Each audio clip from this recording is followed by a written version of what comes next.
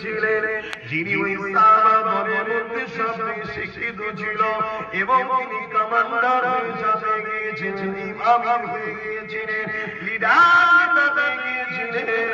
এমন করে বন্দি করে যখন তেনাদের সামনে একজন করে সাহাবা হুজুরকে শহীদ করতে লাগলো, হযরত খুবাইব হুজুরকে বন্দি করে দিয়ে বলতে লাগলো, এ খুবাইব, তুমি আল্লাহ ছেড়ে দাও, নবী ছেড়ে দাও, তাহলে তোমাকে আমরা আজকে পৃথিবীর সাম্রাজ্য দিয়ে দেবো। তখন তাদের হাতে পৃথিবীর ক্ষমতা ছিল, তারা বলেছিল আজকে সাম্রাজ্য দিয়ে দেবো। খুবাইব, সুন্দরী নারীর সঙ্গে বিবাহ তোমার দিয়ে দেবো, যা চাইবে তাই দিয়ে দেবো। আল্লাহ নবী ছেড়ে দাও।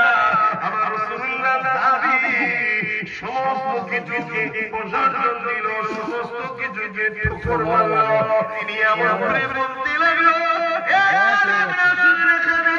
আমরা মুহাম্মদ রাসূলকে এত ভালোবাসি, যেদিন থেকে নবীর হাতে হাত দিয়েছি আমাদের জান কোনটার আমাদের নাই, সবটাই আল্লাহ নবীকে দিয়ে দিয়েছি।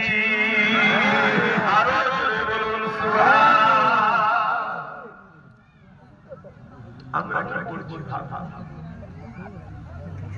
আমরা 24 ঘন্টা একবার ভাবি আমরা এই যে চারিদিকে খবর পাওয়া যায়, কেউ মাদ্রাসার বিরুদ্ধে বলে, কেউ মসজিদের বিরুদ্ধে বলে, কেউ আল্লাহর বিরুদ্ধে বলে, কেউ রাসূলুল্লাহর বিরুদ্ধে বলে। যারা সব কর্মকাণ্ড করছে, ডাইরেক্ট হোক ইনডাইরেক্ট হোক, তাদের ক্ষমতায় নিয়ে আসার পেছনে আমাদের হাত আছে। বলুন, সাক্ষী দেখ আছে না? আর কেন তারা আমাদের সামান্য কিছু ভিক্ষা দিচ্ছে, সেই ভিক্ষায় আমরা বিক্রি হয়েছি তাদের কাছে। কিন্তু একবার ভাবিনি যে এই মানুষটার দ্বারা আমার দিনের উপকার আছে না। শুধু ভেবেছি আমার 500 টাকা, 1000 টাকা, কিছু চাল, আলু, পেঁয়াজ, চলো দিন দিয়ে বিক্রি হয়ে যায়। আল্লাহ ছাড় দিয়ে ছেড়ে দেয়। পৃথিবীতে কি হচ্ছে দেখছো তো, সব আস্তে আস্তে পরিবর্তন। ভাবো আমাদের জিন্দেগির মাফান হলো সব কিছু থেকে বেশি আল্লাহ রাসূলকে ভালোবাসা। প্রত্যেকটা কদম নিঃশ্বাস ফেলার আগে একবার ভাবা দরকার। তবুও তো আপনারা বেশ হাজার ছেলে এসে আল্লাহ রাসূলের কথা শুনছেন। আমাদের ঘরে লাখ লাখ ছেলে আছে, আমাদের ঘরে তারাই মাহফিলকে ঘৃণা করে আছে, এই মাহফিলের বিরোধী আছে না নাই? কারণ তারা মনে করে সত্য কথা বললে আমাদের দুনিয়ার চোট বড় লোকেরা জালিম তাদের কথা মাথায় আচ্ছা তারা আমাদের ঘরে দাবি করে, তাহলে এদের উপরে শাস্তি যদি আল্লাহ দেয় অসুবিধা আছে? কিছুই নেই। আর মনে রাখবেন ওদের যা জুলুম হবে তা নয়, ওদের উপরে শাস্তি হবে তা নয়, আমাদের উপরেও হবে। কেননা আমরা ওই জালিমদের সঙ্গে আমরা কোনো না কোনো অ্যাঙ্গেলে বন্ধুত্ব করে রাখি, হয় একসাথে বসে, না একসাথে খেলাধুলা করি, না একসাথে কথাবার্তা বলি, না আত্মীয়তা করি। তাহলে আল্লাহ আমাদের ছেড়ে দেবে? কথা বলছেন না কেন? ভাই বাজে বুঝতে পারছেন নাকি? ছাড়বে না, ছেড়ে দেবে না, কেন? আল্লাহ যেটা করে আমাদের কর্মের বিনিময়টাই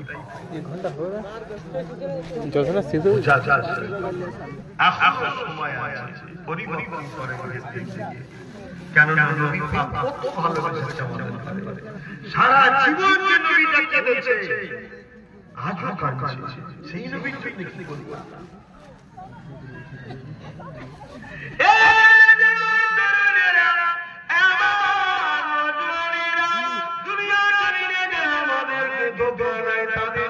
আমরা লড়াই করি, দুনিয়া জমিনে যারা আমাদের বাচ্চাদের ভবিষ্যৎকে অন্ধকার করে দিচ্ছে তাদের জন্য আমরা আমার পিঠে পর্যন্ত করি, দুনিয়া জমিনে যারা আমাদের সম্পদকে দখল করে রেখে শেষ করে দিচ্ছে তাদের জন্য আমরা নিজের কওমের বিরুদ্ধে লড়াই করি হাত্তা নবী বংশের বাচ্চাদের বিরুদ্ধে লেগে গেছি হে বাবারা চললেরা অথচ নবী আমার সারা জীবনটা তোমার যুদ্ধ কেঁদেছে আর মদিনা জমিনে তোমার আমার যুদ্ধ কাঁদছে ইনসাফ কি জিনিস পৃথিবী ভুলে গিয়েছিল বাবা মর্যাদা কি জিনিস পৃথিবী ভুলে গিয়েছিল নারী অধিকার কি পৃথিবী ভুলে গিয়েছিল গরিবের আশ্রয়টা দিতে হয় পৃথিবী ভুলে গিয়েছিল অসহায়কে সাহায্য করতে হয় পৃথিবী ভুলে গিয়েছিল এই পৃথিবী তো ধ্বংসের দিকে চলে গিয়েছিল আমার নবী পাক এই পৃথিবীকে অত্যাচার জুলুম ধ্বংস থেকে বাঁচিয়েছে সেই নবী পাক আজ তোমার আমার জন্য কাঁদতেছে সারা জীবনটা কেঁদেছে আল্লাহ নবী একদিন কাবা শরীফ তওয়াফ করতেছিলেন ওই কাবা তওয়াফ করতে করতে আমার নবী পাক চোখের পানি ছেড়ে কাঁদতে লাগে আমার নবী পাককে আপন ভালোবাসে আমার নবী পাক আসবে এটা তো আল্লাহ মেনে নেবে না তাই জিবরাইলকে পাঠিয়ে দিল জিবরাইল আমার হাবিবকে জিজ্ঞাসা করুন হযরত জিবরাইলকে পাঠাবার উদ্দেশ্য হলো জিবরাইল আমি আল্লাহ আমার হাবিবকে কত রহমতাল লিল আলামিন বানিয়েছি আমার হাবিবের কাজ জিবরাইল জানো কেন আল্লাহ সামিউম বাসীর আল্লাহ আলিমুল গায়ব তিনি সব জানে এই আল্লাহ জিবরাইলকে পাঠিয়ে দিল হযরত জিবরাইল চলে আসলে আল্লাহ নবীকে সালাম দিয়ে বলতে লাগলেন ইয়া রাসূলুল্লাহ হাবিবাল্লাহ আপনি কেন কাঁদেন আল্লাহ নবী বলেছে জিবরাইল আমি কেন কাঁদি আমার আল্লাহ জানে আমি তোমাকে যখন জানাতে চেয়েছি আল্লাহর মর্জি যখন এটা হে জিবরাইল শোনো আমি নবী যখনই কেঁদেছি কান্নাটা আমার গুনাহগার উম্মতিদের জন্য কেঁদেছি আরে জোরে বলুন সুবহান